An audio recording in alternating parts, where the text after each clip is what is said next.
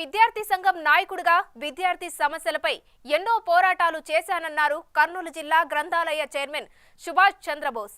Valmiki బోయాలను ST జాబితాలో చేర్చాలనేదే తన లక్ష్యమన్న ఆయన కర్నూలు పార్లమెంటు నుండి జగన్ అవకాశం ఇస్తే 24 గంటలు ప్రజల సేవ కోసం పనిచేస్తానంటున్న సుభాష్ చంద్రబోస్తో మా ప్రతినిధి సాయిరాం ఫేస్ టు ఫేస్. విద్యార్థి దశ నుంచి అనేక కార్యక్రమాలు చేస్తూ విద్యార్థుల సమస్యలను పరిష్కార దిశగా ముందుకొచ్చినటువంటి నాయకుడు సుభాష్ చంద్రబోస్ మనతో ఉన్నారు. ఈరోజు కర్నూలు గ్రంథాలయ చైర్మన్గా ఉన్నారు. అసలు రాజకీయ ప్రస్థానం ఎలా ప్రారంభమైంది అనే అంశాలు కూడా మాట్లాడి తెలుసుకుందాం. సార్ నమస్తే, చెప్పండి. ఈరోజు గ్రంథాలయ చైర్మన్గా ఉన్నారు, ఎలా స్టార్ట్ అయిందంటారు మీ పొలిటికల్ కెరీర్? నేను విద్యార్థి దశ నుంచి ఈ విద్యార్థి ఉద్యమాలపై పనిచేసిన అనుభవం ఉంది నాకు. ఇంటర్మీడియట్లో, డిగ్రీలో, తర్వాత యూనివర్సిటీలో ఏఐఎస్ఎఫ్ విద్యార్థి నాయకుడిగా విద్యార్థి సమస్యలపైన నేను పోరాడడం జరిగింది. ఈ పోరాటంలోనే ఏఐఎస్ఎఫ్ విద్యార్థి నాయకుడిగా అప్పుడు పోలీసులు కేసులు పెడితే జైళ్ళకు వెళ్ళడము, అయినా కూడా ఎటువంటి భయపడకుండా ఏఐఎస్ఎఫ్ విద్యార్థి నాయకుడిగా అనేక సమస్యలపైన నేను పోరాడిన చరిత్ర నాకుంది. తర్వాత మా కుటుంబం కూడా కమ్యూనిస్టు ఫ్యామిలీ. మా ఫాదర్ కానీ మా అన్న వాళ్ళు కానీ అంతా కూడా కమ్యూనిస్టు కుటుంబం నుంచి నేను రావడం జరిగింది కాబట్టి ఆ భావాలు నాలో ఉన్నాయి. తర్వాత మా నాన్నగారు కూడా నాకు సుభాష్ చంద్రబోస్ అని పేరు పెట్టడం జరిగింది. అంటే మా నాన్నలో ఒక కమ్యూనిస్టు భావాలు ఎక్కువగా ఉన్నాయి. తర్వాత ప్రజా సమస్యలపైన ఆయనకు కొంత అవగాహన ఉంది. ఈ సమాజంలో జరుగుతున్న అనేక సమస్యలపైన ఎంతో కొంత ఆయన మనసులో ఓ పోరాట పటిమ ఉంది కాబట్టి నాకు ఆ పేరు పెట్టడం జరిగింది.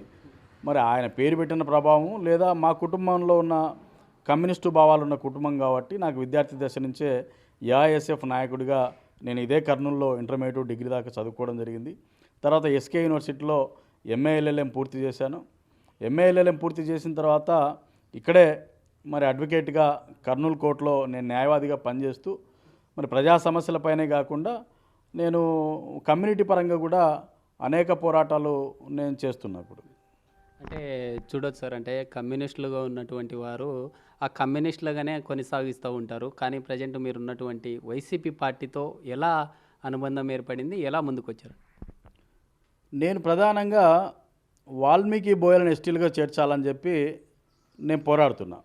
అంటే 2007 నుంచి నేటిదాకా ఈ రాష్ట్రంలో ఉన్న వాల్మీకి బోయలను ఎస్టీలుగా గుర్తించాలని చెప్పి వాల్మీకి రిజర్వేషన్ పోరాట సమితి అనే సంఘాన్ని నేను స్థాపించి ఎస్టీ రిజర్వేషన్ కోసం నేను పోరాడుతున్నా. ఈ క్రమంలో నేను సక్సెస్ అయినా. ఎందుకంటే 2007లో వాల్మీకి రిజర్వేషన్ పోరాట సమితి అనే సంఘాన్ని మేము స్థాపించినాం. ఈ రాష్ట్రంలోని వందలాది మంది యువకులు కానీ నాయకులు కానీ మేమంతా కలిసి విఆర్పిఎస్ ఉద్యమాన్ని తీవ్రస్థాయికి తీసుకెళ్ళినాం. అంటే మేము ఈ సంఘాన్ని స్థాపించకముందు కూడా అనేక సంఘాలు ఉన్నాయి, కానీ ఆ సంఘాలు ఉద్యమ రూపంలో లేవు. ఓన్లీ అర్జీలు ఇచ్చే రూపంలో గత సంఘాలు నాయకులు పనిచేస్తే మేము 2007 డిసెంబర్ 2వ తేదీన ఈ విఆర్పిఎస్ సంఘాన్ని స్థాపించి ఉద్యమాన్ని ఢిల్లీ స్థాయి నుంచి గల్లీ స్థాయి నుంచి ఢిల్లీ స్థాయి దాకా మేము తీసుకుపోగలిగినాం. అంటే 2007లో వాల్మీకి రిజర్వేషన్ పోరాట సమితి సంఘాన్ని స్థాపించి 2017లో మేము అసెంబ్లీ తీర్మానాన్ని సాధించుకోగలిగినాం. నేను 2015లో కుప్పం నుంచి హైదరాబాద్ దాకా నేను పాదయాత్ర చేయడం జరిగింది. ఎర్రటి ఎండల్లో వందలాది మంది నాయకులు మేమంతా కలిసి ఈ రాష్ట్రంలోని వాల్మీకులంతా కూడా ఆ ఉద్యమానికి సపోర్ట్ చేయడం జరిగింది. పాదయాత్రే కాకుండా ఎన్నో నిరాహార దీక్షలు చేసినాం. చలో అసెంబ్లీ కార్యక్రమాలు, అసెంబ్లీ ముట్టడి కార్యక్రమాలు, ఇదే కర్నూలు నడిబొడ్డులో నేను ఆమరణ నిరాహార దీక్ష చేయడం జరిగింది. అంటే విఆర్పిఎస్ నాయకులుగా ఈ రాష్ట్రంలోని వాల్మీకి బోయలందరినీ మేము సమీకరించి ఉద్యమాలు చేసిన ఫలితంగా మేము అసెంబ్లీ తీర్మానాన్ని మేము చేయించుకోగలిగినాం. ఆ తర్వాత మరి 2017లో చంద్రబాబు నాయుడు గారు అసెంబ్లీ తీర్మానం అయితే చేశారు, కానీ ఆ పార్లమెంట్లో ఆ బిల్లును పాస్ చేయించుకోవడంలో ఆయన ఏమాత్రం శ్రద్ధ చూపించట్లే. దానికి మళ్ళీ వైఎస్ జగన్మోహన్ రెడ్డి గారికి గత ఎన్నికల్లో నేను సపోర్ట్ చేయడం జరిగింది. జగన్మోహన్ రెడ్డి గారికి ఎందుకు సపోర్ట్ చేశామంటే ఒక మాట ఇస్తే ఖచ్చితంగా ఆ మాటకు నిలబడతాడు, ఇచ్చిన మాట నెరవేరుస్తాడనే ఒక నమ్మకం వైఎస్ జగన్మోహన్ రెడ్డి గారికి. గతంలో చూసాం కర్నూలు కేంద్రంగా కూడా అనేక రకాలైనటువంటి నాయకులు, బీసీ సంబంధించినటువంటి నాయకులు అనేక పోరాటాలు చేశారు. పోరాటాలు చేసినప్పటికీ అవి అక్కడికే ఆగిపోయాయి. అంటే మీరు వచ్చిన తర్వాత ఈ వీఆర్పీఎస్ ఏర్పాటు తర్వాత ఎక్కడ చూసినా సుభాష్ అనేటటువంటి పేరు మోగడము, అంటే ఎలా ముందుకెళ్లారు, ఎవరు బ్యాక్ ఎండ్తో ముందుకు వచ్చారంటారు? అంటే బీసీ అనేటటువంటి నినాదం ఏదైతే ఉందో వాల్మీకులను ఎస్టీలో చేర్చాలంటూ కూడా మీరు అప్పటి నుంచి పోరాటాలు చేస్తూ ఉన్నారు. అయితే పార్టీలు మారుతూ ఉన్నాయి, పార్టీలు ఆ హామీలు కేవలం ఓట్ బ్యాంక్ కోసమే వాడుకుంటుందంటున్నారా? బీసీ సంబంధించినటువంటి ఈక్వేషన్ ఏదైతే ఉందో వాల్మీకులు అనేది. ఇప్పుడు నా లక్ష్యం ఒకటే, వాల్మీకి బోయలకు ఎస్టీ రిజర్వేషన్ సాధించడం. ఆ క్రమంలో మేము రాష్ట్ర అసెంబ్లీలో తీర్మానం చేయించుకోగలిగినాం.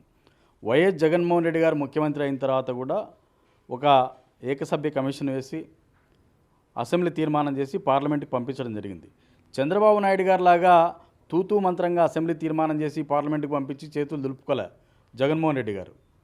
మా పార్లమెంట్ సభ్యులు చాలామంది జగన్మోహన్ రెడ్డి గారి అనుమతితో, ఆయన సహకారంతో, ఆయన చెప్తే ఈరోజు పార్లమెంట్లో చాలామంది ఈ విషయం పైన మాట్లాడడం జరిగింది. విజయసాయిరెడ్డి గారు కానీ, ఇక్కడ ఉన్నటువంటి సంజీవ్ కుమార్ డాక్టర్ ఎంపీ గారు కానీ, మా కమ్యూనిటీకి సంబంధించిన తలారి రంగయ్య గారు అనంతపురం ఎంపీ గారు కానీ, ఇలా వీళ్ళందరూ కూడా వైఎస్ జగన్మోహన్ రెడ్డి గారి ఆదేశాల మేరకు పార్లమెంట్లో పోరాడుతున్నారు. మేము అసెంబ్లీ తీర్మానం చేసినాం, దీన్ని మీరు పార్లమెంట్లో బిల్లు పాస్ చేయండి అని చెప్పి. ఏపీలో ఉన్నటువంటి ఎంపీలు మాట్లాడినంత మాత్రాన ఆ బిల్లు పాస్ అవుతుందంటారా? ఖచ్చితంగా. ఇప్పుడు పార్లమెంట్లో పోరాడాల్సింది ఎంపీలే. ఒక కమిట్మెంట్ ఉన్న పార్టీ, కమిట్మెంట్ ఉన్న నాయకుడు వైఎస్ జగన్మోహన్ రెడ్డి గారు. ఈ రోజుకు కాకపోవచ్చు, ఇప్పుడు 14 సంవత్సరాలు చంద్రబాబు నాయుడు గారు ముఖ్యమంత్రిగా ఉన్నారు. మరి అప్పుడు చంద్రబాబు నాయుడు గారికి కేంద్ర ప్రభుత్వం కూడా అనుకూలంగా ఉంది. నిజంగా ఆయన అనుకుని ఉంటే అప్పుడు అయిపోయిండేది ఎస్టీ రిజర్వేషన్. ఆయన పైన నమ్మకం లేకనే ఈరోజు ఒక బోయలే కాదు, బీసీలంతా కూడా జగన్మోహన్ రెడ్డి గారు ఖచ్చితంగా మా సమస్యలు నెరవేరుస్తారు అనే నమ్మకంతో ఉన్నారు. ఈ జగన్మోహన్ రెడ్డి గారి నాయకత్వంలోనే మేము ఖచ్చితంగా ఎస్టీ సాధిస్తాం. గతంలో చూసాం సార్, అనేక రకాలైనటువంటి కమిటీలను నియమించింది. ఏపీకి సంబంధించి ఇతర రాష్ట్రాల్లో ఉన్నటువంటి వాల్మీకులు ఎవరైతే ఉన్నారో వాళ్ళు ఎస్టీగా ఉన్నారని చెప్పి మీరు ముందు నుంచి చెప్తూ వస్తున్నారు. అంటే ఏపీలో కూడా వివిధ రకాల కమిటీలు వేసినప్పటికీ ఎందుకు ఏపీలో ఉన్నటువంటి వాల్మీకుల మీద మాట్లాడలేదంట? సార్, ఏపీ ప్రభుత్వం ఖచ్చితంగా ప్రయత్నం చేస్తుంది. దానికి ఉదాహరణ మా పార్టీకి సంబంధించిన ఎంపీలు పార్లమెంట్లో మాట్లాడడం. గత ప్రభుత్వంలో తెలుగుదేశం పార్టీలో ఉన్న ఎంపీలు ఒక్కరు కూడా మాట్లాడలేదు. అంటే చంద్రబాబు నాయుడు గారు 2017లో అసెంబ్లీ తీర్మానం చేసిన ఆ పార్టీకి సంబంధించిన ఎంపీలు ఒక్కరు కూడా ఒక్క నిమిషం కూడా పార్లమెంట్లో మాట్లాడిన చరిత్ర ఆ పార్టీకి లేదు. ఈరోజు మా పార్టీ ఎంపీలు వైఎస్ జగన్మోహన్ రెడ్డి గారి ఆదేశాలతో పార్లమెంట్లో మాట్లాడుతున్నారు. ఖచ్చితంగా ఈరోజు కాకపోయినా భవిష్యత్తులో మళ్ళీ ఎన్నికల తర్వాత అయినా జగన్మోహన్ రెడ్డి గారు ఖచ్చితంగా వాల్మీకులకు ఎస్టీ చేయాలనే సంకల్పంతో ఉన్నారు. ఖచ్చితంగా ఎస్టీ అవుతుంది. కేవలం జగన్మోహన్ రెడ్డి ప్రభుత్వం కావచ్చు, ఇటు తెలుగుదేశం పార్టీ సంబంధించినటువంటి ప్రభుత్వాలు కేవలం వాల్మీకులని ఓట్ బ్యాంక్ కోసమే వాడుకుంటూ ఉన్నాయి. ఎందుకంటే రాష్ట్రంలో ఉన్నటువంటి దాదాపు 29 రాష్ట్రాల సంబంధించినటువంటి ఎంపీలు సపోర్ట్ చేయాలి, సపోర్ట్ చేసిన తర్వాతనే ఆ బిల్లు చట్టంగా రూపుదాలుస్తుంది అనేటటువంటి ఒక ఈక్వేషన్ ఉంటుంది. ఎలా ఉంటుందంటారు? అంటే దేశంలో ఉన్నటువంటి ఎంపీలు దాదాపుగా 300 మెంబర్స్ పైన ఏదైనా బిల్లుని ఆమోదించాలి. మరి ఎలా ఉంటుందంటారు సపోర్ట్? వీళ్ళు కేవలం ఓట్ బ్యాంక్ కోసమే వాడుకుంటున్నారంటారు. జగన్మోహన్ రెడ్డి గారు ఓట్ బ్యాంక్ కోసం వాడుకునే మనస్తత్వం ఆయనది కాదు. దానికి ఉదాహరణ ఏమంటే, ఈరోజు బోయ కమ్యూనిటీకి కానీ మిగతా కులాలకు కానీ, ప్రధానంగా బోయ కమ్యూనిటీ తీసుకుంటే ఈ జిల్లాలో గత ప్రభుత్వాలు అంటే చంద్రబాబు నాయుడు గారు కానీ, గతంలో ఉన్న ముఖ్యమంత్రులు కానీ ఏ నాయకుడు ఇవ్వనటువంటి ఒక ప్రాధాన్యతను ఈరోజు బోయ కమ్యూనిటీకి ఇవ్వడం జరిగింది. ఒక మంత్రిని 5 సంవత్సరాలు ఇక్కడ కొనసాగించడం జరిగింది. తర్వాత కేడీసీసీ పదవి ఇవ్వడం జరిగింది. కర్నూలు నగరానికి ప్రథమ పౌరుడు మేయర్, గతంలో ఎప్పుడు లేదు. ఒక మేయర్ పదవి బోయకి ఇవ్వడం అనేది ఇది ఒక చరిత్ర. తర్వాత జిల్లా గ్రంథాలయ సంస్థ చైర్మన్గా నాకు, అనంతపురం జిల్లాలో ఎన్నో పదవులు. అంటే గతంలో ఏ నాయకుడు ఏ ముఖ్యమంత్రి ఉన్నటువంటి విధంగా అనేక పదవులు మాకు కల్పించడం జరిగింది. ఖచ్చితంగా బోయల్నే కాదు, ఈ రాష్ట్రంలో ఉన్న బడుగు బలహీన వర్గాలని రాజకీయంగా, సామాజికంగా, ఆర్థికంగా అన్ని రంగాలుగా అభివృద్ధి చేయాలన్నదే జగన్మోహన్ రెడ్డి గారి లక్ష్యం. జగన్మోహన్ రెడ్డి గారు ఒకటే చెప్పారు, కేంద్రానికి మన అవసరం ఎప్పుడోసారి వస్తుంది, అప్పుడు ఈ రాష్ట్రంలో ఉన్న సమస్యల్ని నేను ఖచ్చితంగా వాళ్ళ ముందుంచుతాను. ఈ రాష్ట్రంలో ఉన్న బోయల సమస్య కానీ ఇంకొకరి సమస్య కానీ ఖచ్చితంగా నేను సాధిస్తానని చెప్పి వారు చెప్తున్నారు. ఆ పరిస్థితి వచ్చే ఎన్నికల తర్వాత వస్తుందని చెప్పి మేము భావిస్తున్నాం. ఇటీవల వైసీపీ అధిష్టానం మార్పులు చేర్పులు ఏవైతే ఉన్నాయో జిల్లాలో ఉన్నటువంటి ఎంపీలు కావచ్చు, ఎమ్మెల్యేల ప్లేస్లను రీప్లేస్ చేస్తున్నటువంటి పరిస్థితుల్లో రీసెంట్గా కర్నూలు సంబంధించినటువంటి పార్లమెంట్ స్థానానికి సుభాష్ చంద్రబోస్ పేరును వినిపిస్తూ ఉంది. ఎలా ఉంటుందంటారు? అంటే అధిష్టానం నుంచి మీకు ఏదన్నా పిలుపు వచ్చిందంటారా?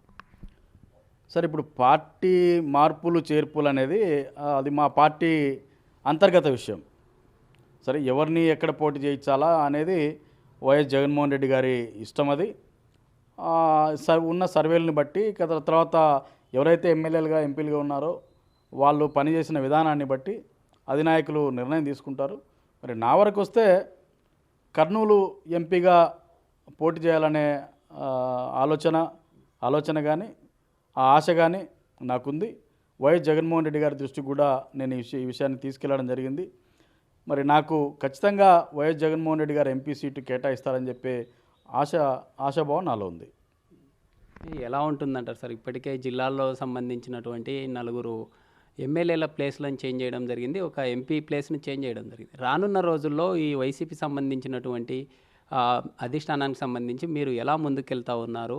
ఉన్నటువంటి 14 సెగ్మెంట్లలో ఎలా ఉంటుంది? 2 పార్లమెంట్ ప్లేస్లలో ఎలా ముందుకెళ్తారు? కర్నూలు ఉమ్మడి జిల్లా అనేది వైఎస్ఆర్ కాంగ్రెస్ పార్టీకి కంచుకోట. గత ఎన్నికలు తీసుకున్నా, 2019 ఎన్నికలు తీసుకున్నా, అటువైపు 2014 ఎన్నికలు తీసుకున్నా పూర్తిగా అంటే 2019లో 14 ఎమ్మెల్యే స్థానాలతో పాటు 2 ఎంపీ స్థానాలని మేము గెలుచుకోవడం జరిగింది. ఆ ప్రభావం ఇంకా ఉంది. వైఎస్ జగన్మోహన్ రెడ్డి గారి పైన ఈ జిల్లాలో అత్యధిక ప్రేమ ఉంది. తర్వాత జగన్మోహన్ రెడ్డి గారు చేసిన సంక్షేమ పథకాలు, ఈ ప్రపంచంలో ఇన్ని సంక్షేమ పథకాలు కానీ, పేదలకు ఇంత ఆర్థిక భరోసా కానీ, ఆర్థిక తోడ్పాటు కానీ అందించిన ముఖ్యమంత్రి లేడు, ప్రధానమంత్రి కానీ ఈ దేశంలో ఎక్కడ లేరు, ప్రపంచంలోనే ఎక్కడ లేరు. ఖచ్చితంగా ఇది వచ్చే ఎన్నికల్లో ఖచ్చితంగా పనిచేస్తుంది. మీరు ప్రపంచంలో ఎక్కడ జరగనటువంటి అభివృద్ధి మేము చేశామని మీరు చెప్తా ఉన్నారు. ఇటు ప్రతిపక్షంలో ఉన్నటువంటి టీడీపీ ఆంధ్రప్రదేశ్ సంబంధించినటువంటి సంక్షేమ పథకాలను ఎక్కువగా ఇచ్చింది, అభివృద్ధి అనేటటువంటిది కుంటుపడింది. రానున్న రోజుల్లో ఆర్థిక మంద దేశాలైనటువంటి దేశాలుగా ఏపీ మారుతుంది అని చెప్పి చెప్తా ఉన్నారు. మీరేమంటారు? తెలుగుదేశం పార్టీ నాయకులకు అంటే వాళ్ళు ఏమంటున్నారంటే, కళ్ళు మూసుకొని పిల్లి పాలు తాగితే ఎవరు చూడలేదు అనుకున్నట్లు అభివృద్ధిని ఒకసారి చూడమని చెప్తున్నాం. మీరు స్కూళ్ళకి వెళ్ళండి, గ్రామాలకు వెళ్ళండి, హాస్పిటల్స్కి వెళ్ళండి. ఈరోజు గ్రామాల పరిస్థితి పూర్తిగా మారిపోయింది. ఒక గ్రామంలో హాస్పిటల్స్ వచ్చినాయి అందుబాటులోకి, సచివాలయాలు వచ్చినాయి, స్కూళ్ళ రూపురేఖలు మారిపోయినాయి. ఇవన్నీ కూడా అభివృద్ధి కిందకి ఎలా రావు ఒకసారి ఆలోచించమని చెప్పి తెలుగుదేశం నాయకుల్ని కోరుతున్నాం. అభివృద్ధి అంటే చంద్రబాబు నాయుడు గారు అంటే అభివృద్ధి కాదు, అది జగన్మోహన్ రెడ్డి గారు చేస్తున్నది అభివృద్ధి. ఆయన లక్ష్యం ఒకటే, మంచి విద్యను అందించాలా, మంచి వైద్యాన్ని అందించాలా, ఈ రాష్ట్రంలోని పేదలకు మంచి వాళ్ళ జీవన విధానాన్ని బాగుపరచాలన్నదే జగన్మోహన్ రెడ్డి గారి లక్ష్యం. చంద్రబాబు నాయుడు గారి కంటే 1000 రెట్ల అభివృద్ధి ఈరోజు వాళ్ళు పోయి స్కూళ్ళల్లో చూసినా, హాస్పిటల్లో చూసినా, గ్రామాల్లో పోయి చూసినా తెలుస్తుంది. అయితే ఇటీవల వైసీపీ అధిష్టానం తీసుకున్నటువంటి సిద్ధం అనేటటువంటి నినాదం ఏదైతే ఉందో, మీరు సిద్ధం అనేటటువంటి నినాదం తీసుకురావడంతో టీడీపీ సంబంధించినటువంటి అధిష్టానం కూడా రా కదిలిరా అనేటటువంటి నినాదంతో పిలుస్తూ ఉంది. అంటే వాళ్ళు పిలవడంతోనే మీరు సిద్ధం అంటున్నారా? ఎలా ఉంటుంది? చంద్రబాబు నాయుడు గారు రా కదలిరా అన్న ఎవరు పోయే పరిస్థితి లేదు ఈరోజు. ఎందుకంటే ప్రతి ఒక్కరికి తెలుసు ఆయన గురించి. చంద్రబాబు నాయుడు గారు రాజకీయ జీవితం ఏంది? ఒక 2 ఎకరాల స్థాయి నుంచి రాజకీయ కుట్రలతో ఎదిగి ఈరోజు వందలాది కోట్లు, వేలాది కోట్లు సంపాదించుకున్న చరిత్ర చంద్రబాబు నాయుడు గారిది. ఆయన ముఖ్యమంత్రి ఎలా అయినాడు? సొంత మామగారిని ఎన్టీఆర్ గారిని వెన్నుపోటు పొడిచి, ఎన్టీఆర్ గారు పెట్టినటువంటి తెలుగుదేశం పార్టీని లాక్కుని ఒక ముఖ్యమంత్రి కాగలిగినాడు. ఆయన గురించి అందరికీ తెలుసు. చంద్రబాబు నాయుడు గారు అంటే గుర్తుకొచ్చేది ఆయన అబద్ధాలు, మోసాలు, కుట్రలు. ఆయన్ను నమ్మే పరిస్థితి ఈ రాష్ట్రంలో ప్రజల్లో లేదు. నువ్వు రా అన్నా, కదిలిరా అన్నా ఆయన వైపు ఎవరు తెలుగుదేశం పార్టీ వైపు ప్రజలు చూసే పరిస్థితి లేదు. జగన్మోహన్ రెడ్డి గారంటే ఒక నమ్మకం. ఆ నమ్మకం ప్రకారం ఈరోజు గత ఎన్నికల్లో ఇచ్చిన మేనిఫెస్టోను 99% ఈరోజు నెరవేర్చిన ఏకైక నాయకుడు ముఖ్యమంత్రి వైఎస్ జగన్మోహన్ రెడ్డి గారు. జగన్మోహన్ రెడ్డి గారంటే రాష్ట్ర ప్రజలకు ఒక నమ్మకం ఉంది. ఎన్ని ఇబ్బందులున్నా చెప్పిన మాట చేస్తాడని చెప్పి జగన్మోహన్ రెడ్డి గారికి పైన ఈ రాష్ట్ర ప్రజల్లో నమ్మకం ఉంది. సిద్ధం అనేది ఏ పార్టీకైనా ఎన్నికల్లో గెలవడమే అంతిమ లక్ష్యం. ఎన్నికలు రాబోతున్నాయి. మా క్యాడర్లో కానీ ప్రజల్లో కానీ మరి ఎన్నికలకు సిద్ధం కావడంలో భాగంగానే ఈ సిద్ధం అనే కార్యక్రమాన్ని పార్టీ తీసుకోవడం జరిగింది. మీరు చైర్మన్ అయిన తర్వాత గ్రంథాలయాలకు సంబంధించి ఎలా డెవలప్ అయ్యాయంటారు? అంటే ఆ గ్రంథాలయాలకు సంబంధించి మన పాత బస్టాండ్లో ఉన్నటువంటి నిరుద్యోగులకి ఎలా ఉందంటారు? గ్రంథాలయ సంస్థ అంటే నేను చైర్మన్ కాకముందు చాలామందికి తెలిసేది కాదు. నేను చైర్మన్ అయిన తర్వాత ఈ జిల్లాలోని ఉమ్మడి జిల్లాలోని ప్రతి గ్రంథాలయాన్ని నేను సందర్శించడం జరిగింది. నేను వచ్చిన తర్వాత నేను మొట్టమొదటిగా నెల రోజుల లోపలనే తీసుకున్న కార్యక్రమం జగనన్న స్వచ్ఛ గ్రంథాలయం. ఈ జగనన్న స్వచ్ఛ గ్రంథాలయం పేరుతో నేను ప్రతి లైబ్రరీకి వెళ్ళి ప్రతి నెలలో ఒక మొదటి శనివారం ఆ కార్యక్రమం తీసుకున్నాం మేము. అంటే ఆ రోజు మేమంతా కూడా ఆ గ్రంథాలయంలో ఉన్న బూజులు దులపడం, కాంపౌండ్లో ఉన్న వేస్టేజ్ అంతా బయటపడేయడం, అంటే ఒక పరిశుభ్రమైన వాతావరణాన్ని వచ్చే విద్యార్థులకు కానీ ప్రజలకు కానీ కల్పించాలన్న ఒక లక్ష్యంతో జగనన్న స్వచ్ఛ గ్రంథాలయం పేరు తీసుకునే ప్రతి నెల ఆ కార్యక్రమాన్ని ఇప్పటికీ మేము కొనసాగిస్తున్నాం. దానివల్ల ఏంటంటే గ్రంథాలయంలో ఒక పరిశుభ్రమైన వాతావరణాన్ని మేము చేపట్టగలిగినాం. తర్వాత లక్షలాది రూపాయల పుస్తకాలని మెటీరియల్ని ప్రతి గ్రంథాలయానికి మేము కొనడం జరిగింది. ఎవరైతే పోటీ పరీక్షలకు ఇప్పుడు గ్రూప్ 1 కానీ గ్రూప్ 2 కానీ సివిల్స్ కానీ ఎనీ ఉద్యోగం, ఏ ఉద్యోగానికి నువ్వు ప్రిపేర్ అవుతున్నా నీకు కావాల్సిన పూర్తి స్థాయి మెటీరియల్ని ఈ జిల్లాలోని అన్ని గ్రంథాలయాల్లో మేము వచ్చిన తర్వాత ఆ మెటీరియల్ అంతా మేము మరి అందుబాటులోకి తీసుకురావడం జరిగింది. మరి కర్నూలు ప్రధానంగా జిల్లా కేంద్ర గ్రంథాలయంలోని ఈ గ్రంథాలయంలో వచ్చే విద్యార్థులకు ఒక ఏసీ హాల్ను మేము ఏర్పాటు చేసుకున్నాం. వాళ్ళకి అన్ని విధాలుగా వాళ్ళు చదువుకోవడానికి అన్ని విధాలుగా మేము సహకరిస్తూ కొంతకాలం పాటు అంటే ఒక నోటిఫికేషన్ వచ్చినప్పుడు దాదాపు 3 నెలల పాటు విద్యార్థులకు ఉచిత మధ్యాహ్న భోజనాన్ని కూడా మేము అందించడం జరిగింది. ఇలా మరి గ్రంథాలయంలో ఒక మంచి పేరు మేము తీసుకురావడం జరిగింది. తర్వాత గ్రంథాలయాల ప్రచారం కోసం గ్రంథాలయాన్ని ప్రజలు ఉపయోగించుకోవాలా, విద్యార్థులు ఉపయోగించుకోవాలని చెప్పి అనేక కాలేజీలలోనూ మేము రౌండ్ టేబుల్ సమావేశాలు కూడా పెట్టి గ్రంథాలయానికి రండి, మీరు ఈ వసతులు ఉన్నాయని చెప్పి మేము జిల్లా అంతా కూడా ఇప్పటికే ప్రచారం చేయడం జరిగింది. ఖచ్చితంగా నేను రాకముందు ఇప్పటికీ గ్రంథాలయం అంటే ఈ జిల్లా ప్రజలందరికీ నేను తెలిసేలాగా నా కార్యక్రమాలు నేను చేయడం జరిగింది. అధిష్టానం తీసుకున్నటువంటి మార్పులు చేర్పులు ఏవైతే ఉన్నాయో అంటే ఆ అభ్యర్థుల మీద ఉన్నటువంటి వ్యతిరేకత వల్ల మార్చడం జరిగిందంటారా, లేకుంటే ఎలా జరిగిందంటారు? రానున్న రోజుల్లో ప్రజలు నమ్మే అవకాశం ఉందంటారా? అంటే స్థానికంగా ఉన్నటువంటి ప్రదేశంలో వీళ్ళు ఎవరైతే ఉంటారో అక్కడ చెత్తగా ఉన్నటువంటి వారు పక్కన నియోజకవర్గానికి వెళ్తే బంగారం ఎలా అవుతుందని చెప్పి విమర్శిస్తూ ఉన్నారు టీడీపీ. మీరేమంటారు?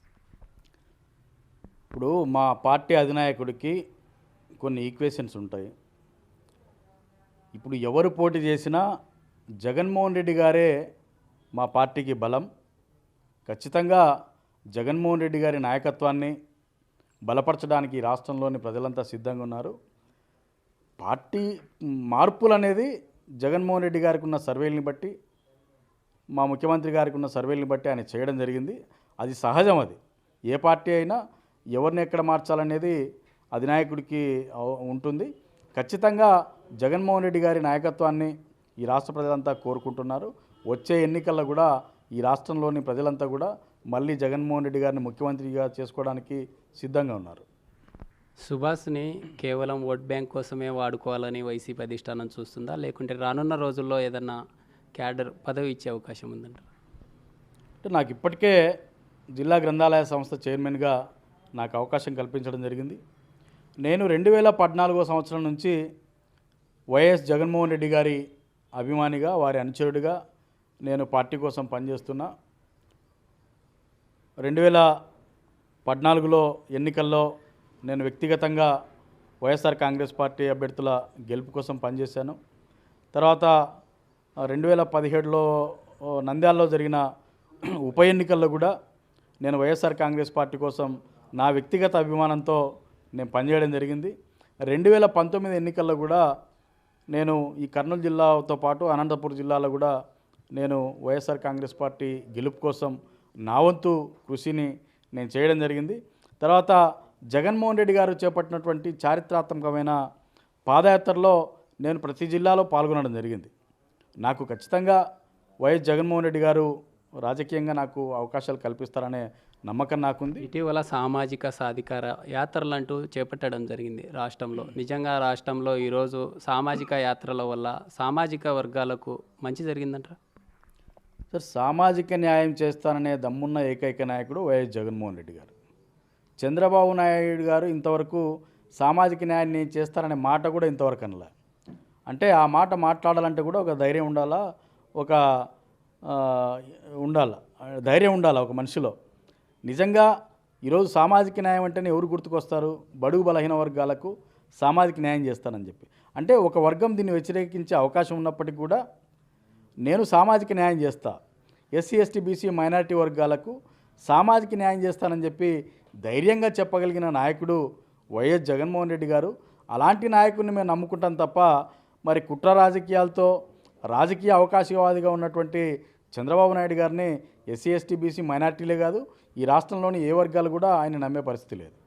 ఇప్పటికే పశ్చిమ ప్రాంతంలో ఉన్నటువంటి కర్నూలు సంబంధించినటువంటి పార్లమెంట్ ఏదైతే ఉందో మీ కమ్యూనిటీకి సంబంధించి వాల్మీకులకు సంబంధించి ఎలాంటి ప్రాబ్లమ్స్ ఐడెంటిఫై చేస్తారు? ఒకవేళ రానున్న రోజుల్లో మీకు పార్లమెంట్ అవకాశం వస్తే వాటిని ఎలా డెవలప్ చేయడం కానీ ఆ సమస్యలను ఎలా పరిష్కరిస్తారు? సరే, ఇప్పుడు కర్నూలు పార్లమెంట్లో దాదాపు 85% ఎస్సీ ఎస్టీ బీసీ మైనారిటీలు ఈ వర్గాలు ఉన్నారు. తర్వాత బోయ కమ్యూనిటీ తీసుకుంటే దాదాపు 5 లక్షల ఓటర్లు బోయ కమ్యూనిటీ ఈ కర్నూలు పార్లమెంట్లో ఉన్నారు. ఇందులో ఎక్కువ మంది పేదలు. ఈ ఎక్కువగా వలసపోతున్న వాళ్ళంతా కూడా ఈ బోయలు కానీ ఈ బడుగు బలహీన వర్గాలు కానీ ఈ వలసలు ఆపాల. ఫస్ట్ వాళ్లకు ఒక కుటీర పరిశ్రమలు కూడా తీసుకొచ్చి ప్రతి కుటుంబం కూడా ఎంతో కొంత వారి సంపాదించుకునేలాగా ఈ ఉపాధి చూపించాలనేది నాలో ఉన్న ఆలోచన. ప్రతి కుటుంబానికి ఒక కుటీర పరిశ్రమ, గ్రామాల్లో ఎన్నో కుటీర పరిశ్రమలు తీసుకురావచ్చు. ఒక గ్రామానికి అలాంటి కుటీర పరిశ్రమలు ఈ దేశంలో ఎక్కడెక్కడ మరి ఎలా నడుస్తున్నాయనేది ఒక ఆలోచన చేసి ప్రతి గ్రామంలో కూడా ఈ కుటీర పరిశ్రమల్ని పెంచితే వారికి ఉపాధి పెరుగుతుంది గ్రామాల్లో. ఆ విధంగా ఈ వలసల్ని ఆపొచ్చు అనేది నా అభిప్రాయం. తర్వాత ఎన్నో ఇక్కడ ప్రాజెక్టులు మనం కట్టుకునే అవకాశం ఉంది, ప్రాజెక్టులను డెవలప్ చేసుకోవాలా. తర్వాత ఎన్నో ఈ వ్యవసాయాన్ని ఇంకా అభివృద్ధి చేయాల్సిన అవసరం ఉంది. ఖచ్చితంగా నాకు ఎంపీగా అవకాశం వస్తే మాత్రం 24 గంటలు ఈ ప్రజలకు అందుబాటులో ఉంటూ ఈ కర్నూలు పార్లమెంటు డెవలప్మెంట్ కోసం సంపూర్ణంగా నేను పనిచేస్తాననే నమ్మకం నాకు ఉంది. అయితే ఇటీవల కాలంలో రాజకీయంగా ఏపీలో ఈక్వేషన్స్ మారుతూ ఉన్నాయి. అయితే ఇప్పటికే రాజకీయ సంబంధించినటువంటి నాయకులు మారాలనుకుంటున్నారా, లేకుంటే ప్రజల్లో మార్పు కావాలని కోరుకుంటున్నారా? ప్రజల్లో ఏమాత్రం మార్పు లేదు సార్. ప్రజలు చాలా సంతోషంగా ఉన్నారు. ఎందుకంటే వైఎస్ జగన్మోహన్ రెడ్డి గారు ఇచ్చిన సంక్షేమ పథకాలు, తర్వాత సచివాలయ వ్యవస్థ. ఈరోజు మీరు గ్రామాల్లో ఏ సమస్య వచ్చినా ఇంటి దగ్గరికి సేవలు అందుతున్నాయి. అలాంటప్పుడు ప్రజలలో ఎందుకు మార్పు కోరుకుంటారు చెప్పండి? ఒక తెలుగుదేశం పార్టీ నాయకులు, కొంతమంది మీడియా సంస్థలు దీన్ని అనవసరమైన ప్రచారం చేస్తున్నారు తప్ప గ్రామాల్లో ఉన్న ప్రజలు చాలా హ్యాపీగా ఉన్నారు. గ్రామాల్లోనే కాదు, పట్టణంలో ఉన్న ప్రజలు కూడా. ఇప్పుడు ఇంటింటికి వాలంటరీ వ్యవస్థ ఉంది. ఒక సర్టిఫికెట్ కావాలన్నా, లేకుంటే ఒక ఏ పని కావాలన్నా కూడా ఇంటికి వెళ్ళి అందుబాటులో ఉంచే పరిస్థితి ఈరోజు జగన్మోహన్ రెడ్డి గారి ప్రభుత్వంలో ఉంది. కాబట్టి ప్రజల్లో ఏమాత్రం మార్పు లేదు, ప్రభుత్వం మారాలనే ఆలోచన లేదు. ఒక తెలుగుదేశం పార్టీ నాయకులు, కొంత మీడియా సంస్థల ప్రచారం తప్ప ఖచ్చితంగా మెజార్టీ ప్రజలు, గతంలో కంటే మెజార్టీ ప్రజలు మళ్ళీ వైఎస్ జగన్మోహన్ రెడ్డి గారి నాయకత్వాన్ని ముఖ్యమంత్రిగా కోరుకుంటున్నారు. ఇది ఓవరాల్గా ఇప్పటికే ఉన్నటువంటి గ్రంథాలయ సంబంధించినటువంటి సమస్యలు ఎక్కడైతే జిల్లాలో ఉన్నాయో ఉమ్మడి జిల్లా వ్యాప్తంగా నిరుద్యోగులకు సంబంధించి వారికి అందుబాటులో ఉండే విధంగా ఏ ప్రిపరేషన్ సంబంధించినటువంటి ఎగ్జామ్స్కి ప్రిపేర్ అవుతున్నారు వాటిని కూడా, పుస్తకాలను కూడా అందుబాటులో పెట్టాము. అయితే ఇప్పటికే వైసీపీ ప్రభుత్వంలో అన్ని రకాల సంక్షేమ అభివృద్ధి ప్రజలకు అందించాం. రానున్న రోజుల్లో కూడా ఖచ్చితంగా తమకే బ్రహ్మరథం పడుతున్నారని చెప్పి తెలుపుతున్న పరిస్థితి. అయితే రానున్న రోజుల్లో కూడా ఖచ్చితంగా తమకు ఎంపీ అవకాశం ఇస్తే తమ సామాజిక వర్గంతో పాటు ఇతర వర్గాల వారు ఉన్నటువంటి, ఎక్కువగా ఉన్నటువంటి కర్నూలు పార్లమెంటు సెగ్మెంట్ ఏదైతే ఉందో అక్కడ కూడా ఖచ్చితంగా అభివృద్ధి పదంలో ముందుకెళ్తామంటూ కూడా తెలుపుతున్న పరిస్థితి. వీడియో జర్నలిస్ట్ సురేష్తో శ్రీరామ్, బిగ్ టీవీ, కర్నూలు.